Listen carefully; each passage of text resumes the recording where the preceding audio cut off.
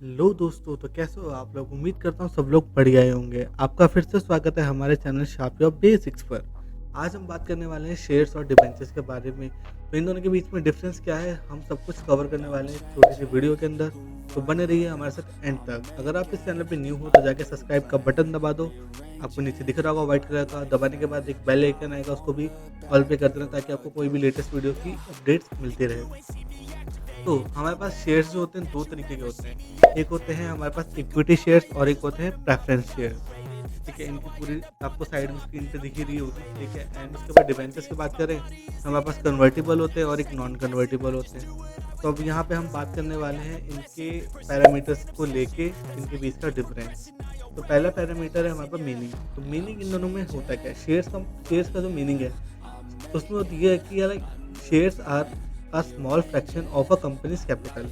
Means कि यार जितना भी कंपनी का कैपिटल होता है, ठीक है, वो अपने कैपिटल को बांटती है एज अ ओनरशिप। ठीक है, अगर मान के चलो आपने एक शेयर लिया, जैसे फॉर एग्जांपल उसका प्राइस है 100 रुपये, तो आपको जितने भी शेयर्स उसने, मतलब जैसे 1 लाख शेयर है, उसमें से आपने 10,000 शेयर ले लिए। दैट मीन्स कि आपके पास 10% ओनरशिप उस कंपनी की आ गई है, क्योंकि ऑब्वियस सी बात है वो कैपिटल एक तरीके से देखा जाए, तो वो आपको ओनरशिप प्रोवाइड करता है शेयर।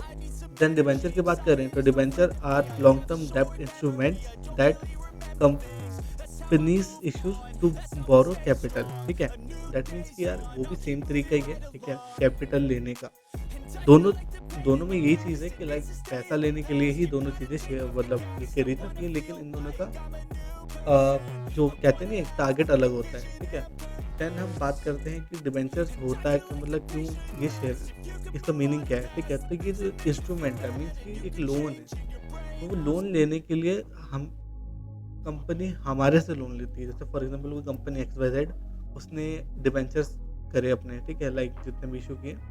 तो अगर हम खरीदते हैं उसके डिबेंचर्स, ठीक है, किसी कंपनी के, तो वो हमको हमसे पैसा लेके एज़ अ लोन पे लेगी। ठीक है, तो उसको हमसे जितने पैसे लिए, फॉर एग्जांपल 1 लाख के डिबेंचर्स लिए हैं, तो वो मुझे हर साल या फिर जिस तरीके से उस महीने भर जैसा भी उसका वो होगा कॉन्ट्रैक्ट, उस बेस पे हमें इंटरेस्ट प्रोवाइड करेगी डिबेंचर पे।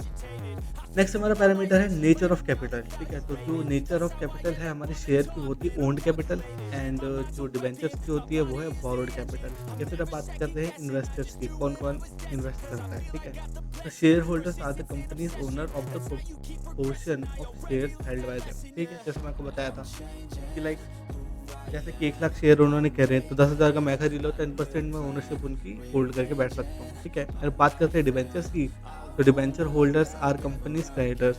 वही कि अगर हम डिबेंचर्स लेता हूँ, तो कंपनी का मैं क्रेडिटर हो जाता हूँ। ठीक है, कि उनको मुझे पैसा देना है कंपनी को, कि हाँ भाई इससे मैंने पैसा लिया तो देना ही देना। ठीक है, एंड उसके बाद हम बात करते हैं रिटर्न्स की।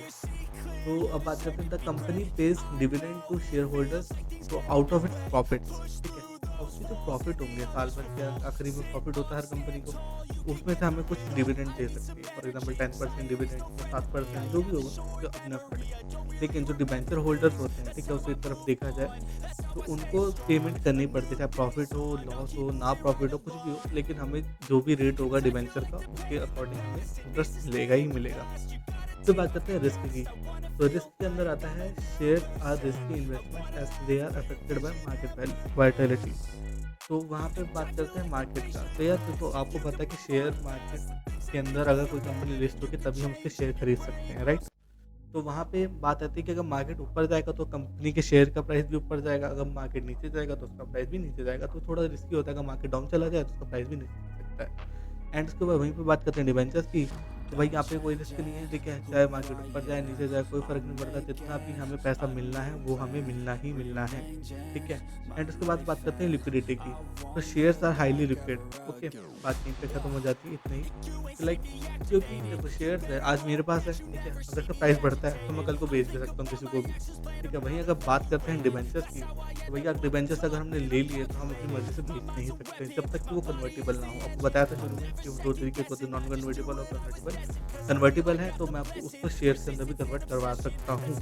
ठीक है, एंड वहीं पे बात करते हैं वोटिंग राइट्स। तो भैया जो हमारे पास होते हैं शेयर होल्डर्स, उनके पास पूरा वोटिंग राइट होता है। ठीक है, कि कंपनी के किसी भी उसके अंदर आप वोट कर सकते हो। जैसे कोई भी अपना होता है ना, जैसे कि एलआईसी हो गया, तो उसके शेयर्स लो तो वहाँ पे एक वोटिंग राइट आता है। आपको मेल के थ्रू आता है आजकल, ठीक है, टेक्नोलॉजी बहुत आगे चली गई है। तो आपको मेल के थ्रू वहाँ पे इन्विटेशन आता है कि आप भी हमारे इसके अंदर वोट करके आप बता सकते हो कंपनी ये डिसीजन ले रही है, सही है कि गलत। वहीं पे डिवेंचर्स होल्डर के पास कोई राइट नहीं होता वोटिंग का, ठीक है। एंड वहीं पे बात करते हैं कन्वर्जन की, तो share can not be converted into debentures, okay. Shares एक बार अगर आपने ले लिए तो वो डिवेंचर्स के अंदर कन्वर्ट नहीं हो सकते। वहीं पे डिवेंचर्स आपके शेयर्स के अंदर कन्वर्ट हो सकते हैं अगर वो कन्वर्टेबल हो तो। फिर हम बात करते हैं क्रेडिट रेटिंग की। तो भाई जो शेयर होल्डर होते हैं उनके पास कोई क्रेडिट रेटिंग नहीं होती, जैसे जो भी होता है अपने क्रेडिट स्कोर वगैरह उनके पास नहीं होता है सब। लेकिन जो डिबेंचर्स होल्डर होते हैं उनके पास क्रेडिट रेटिंग होती है, ठीक है।